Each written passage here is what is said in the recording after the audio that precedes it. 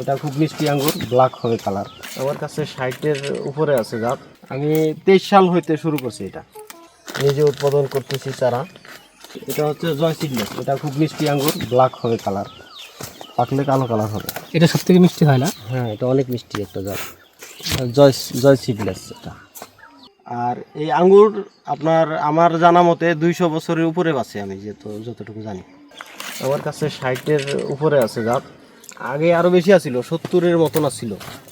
তো আমি তার থেকে এরকম যেগুলো ভালো না এগুলো পরিবর্তন করতে করতে একটু কমে আসছে এখন।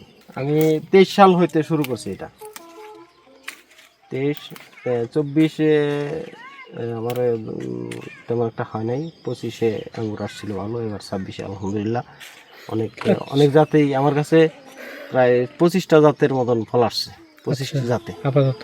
জি। এখন এই আঙ্গুর বাগান 150 ফিট উঁচা পাহাড়ের মধ্যে। এটা এখানে শুধু মেন সমস্যা পানি, এছাড়া আমি সমস্যা দেখতেছি না। মাটিটা লাল, আমি জানি যে এই লাল মাটিতে যে কোনো ফসল অনেক মিষ্টি হয়, আম হোক বা যেটাই হোক মিষ্টি হয়। আমি আশাবাদী এটা অনেক মিষ্টি হবে আমার আঙ্গুরটা।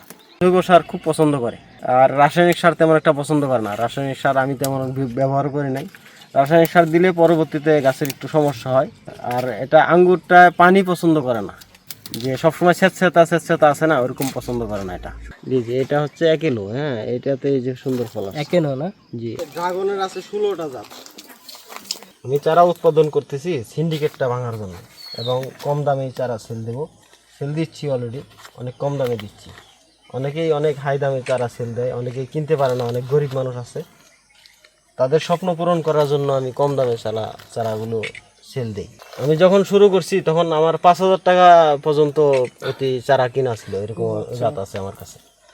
এক চারা আমি কিনেছি 5,000 টাকা দিয়ে এরকম। কিন্তু আমি এখন মানুষকে অনেক কমে দিচ্ছি, নিজে উৎপাদন করতেছি চারা।